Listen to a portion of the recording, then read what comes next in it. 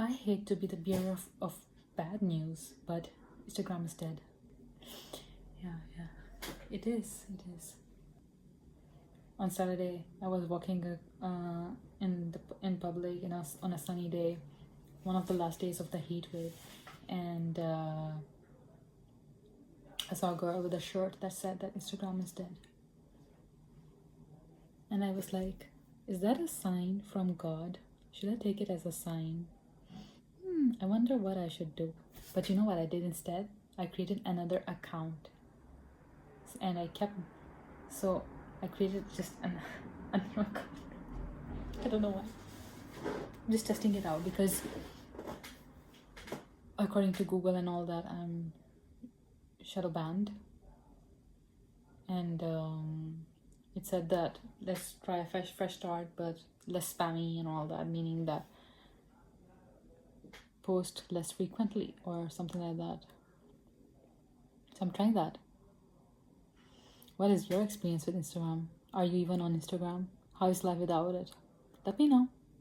Let me see if I have anything else to talk about in the realm of Instagram. Yeah, it was fun while it lasted, but now you have to accept things that they are what they are. It is what it is.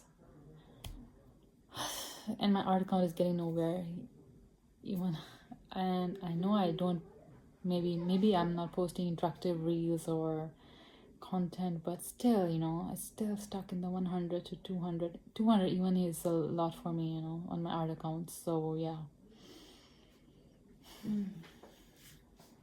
But apart from that, life's good, I think it's okay. I need to detach from all this and look at the bigger picture and keep going with my art, keep creating paintings and writing and stuff like that, instead of trying to create content as an artist. That is recipe for disaster, I think, because when you're an artist and you're trying to be a content creator, maybe you're trying to do some storytelling, I don't know, but then you are an artist, you're not a content creator. You have to market yourself as an artist, or tell yourself that you're an artist, and tell people that you're an artist, instead of negating the fact that you are one. Accept the title. It's about time. It's about damn time you accepted the title. And instead, what happens is people who are actually artists, they go about saying, no, I'm not an artist. And then the people who are not actually that much of an artist, they're still like boasting about it, and they're very confident about it. And it's the audacity that they have that takes them to places, while the imposter syndrome of the prior takes them to sewers, in a way, I think. Yeah. So let's have the audacity. Let me talk a bit about why I think Instagram is dead. Personally speaking, in my opinion, I think lately what I experienced in my using of the app was that a lot of people just view your stuff, and you get views on reels, but you don't get as many likes or like the interaction. Maybe it could be the fact that my reels are not that great, I don't know, but I would like to disagree on that, because I think my reels are about quotes from my poetry book, either acting or painting on my art account, for example, and encouraging stuff in general, like positive stuff I like to encourage, so that's out of the picture. That is not of quality, okay? And there's a lot of disparity between the number of people who actually like the content and those who view the content, right? And so I feel like I saw someone on TikTok say that Instagram should be called the viewing app or something like that. It should have it doesn't need likes, you don't need likes, the hearts.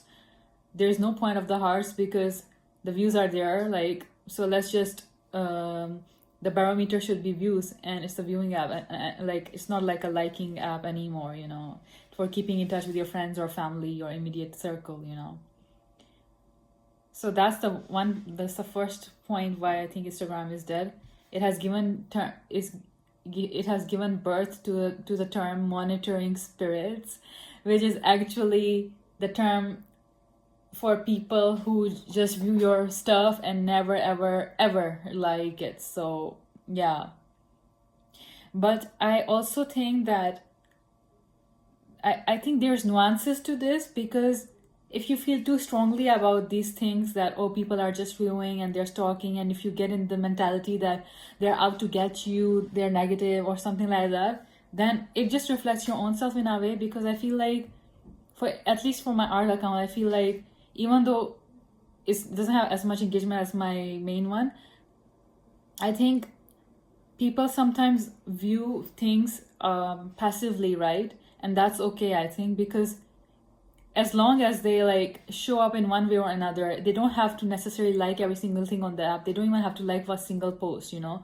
They can view your stories and all that. It's okay. But if they show up to one of your, for example, exhibitions or events you hold, or try to show their support by purchasing your book, for example, then that's where I think there is a nuance in it. Because if you terminate all the people from your account that you think are passively watching, you could also be losing out on the fact, or on a supportive part of the community, in the sense that you could be losing support as well. I don't know. For me, it's different, because I am quite polarized in terms of my tendencies, my opinions, and all that, and I'm aware of that. And because of my slight mild episodes of bipolar, sometimes I end up deleting people from my Instagram. But I've noticed that it doesn't happen with any other app. I don't remove people from TikTok. I don't do anything with my YouTube. I only do that on Instagram specifically. So for me, as a bipolar person, I think that is not the best app for me to navigate. I think I need to spend time away from it, and I try to spend as less time on it and more maybe on other apps or doing other stuff, like, you know, stuff in life in general. So we got monitoring spirits out of the way. We got the viewing disparity with the liking disparity out of the way. There was a third thing. Let me think about it. Oh yeah, the ads. The ads are relentless. It's become like a money-making machine. It's exactly a money-making machine now. It's not what it used to be back in the day. And yeah, it ruins the experience for you when you see as so many ads and you cannot even skip majority of them. It ruins the experience totally, you know. And that's the thing why, that's one of the third reason why I think Instagram is dead. I also think the fourth reason could be changing trends and optimal life of an app or of any creation, for example. Sometimes I think stakeholders need to come to terms with the fact that something cannot live forever. Some things have when something goes up, it also comes down. And if you keep continuing, there's a lifespan and cycle, it going up and down, okay? But stakeholders, I think, need to accept the fact that it cannot go on forever. Their agenda for getting people hooked on the app like Coke, you know, that sort of thing. People, I think, more than ever are realizing that they need to spend less screen time. I think they're getting aware of it, at least. I don't know. But in my sphere, I feel like in my algorithm, whatever, it shows me slow stuff, slow life and all that. So I feel like people are indeed becoming aware. I don't know what percentage of people though, but yeah, that they need to spend time away from screens and engage with people in real life, because what we are on social media and what we are in real life a lot of times is very different, you know. For people who have been suppressed their whole life, people who have had difficulties and childhoods and traumatic events, they end up with a different facet of their personality, another entirely different facet of personality online. And for me, that's true as well. And I feel like I get too passionate sometimes, or carried away by news or current events sometimes. So yeah, that's that. So there has to be a boundary, and I'm aware of that, yes. And I'm trying, you know. So yeah, that's the thing. But another Another fifth point why Instagram could be dead is also because could be dead. No, it's dead. It's dead because I see that a lot of people don't post anymore, especially millennials. They barely post or they don't post at all, and it's been like that since years or like months and all.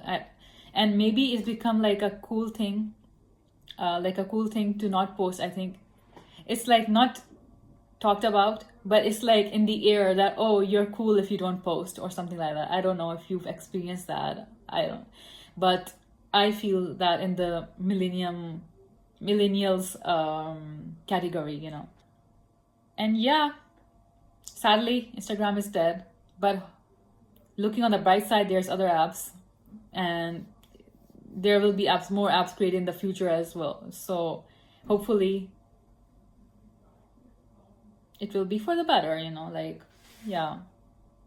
And now I treat my art account on Instagram as more like a portfolio. I heard someone on Reddit say that they treat it like a portfolio, and that's a big shift now, because I just post my creations there, and I don't indulge too much, in the sense that I don't lurk there thinking, oh, someone liked it or not. I'm like, I don't give a fuck that much, you know, like. And that's freeing, you know. It also comes from us within, you know, the seeking validation, the external validation thing. It came from me a lot as well. Like in my personal experience, I was seeking external validation back in the day a lot, but now I'm like, I don't care. I will post if I feel like it. I won't post if I don't feel like it. And yeah, just do my own thing.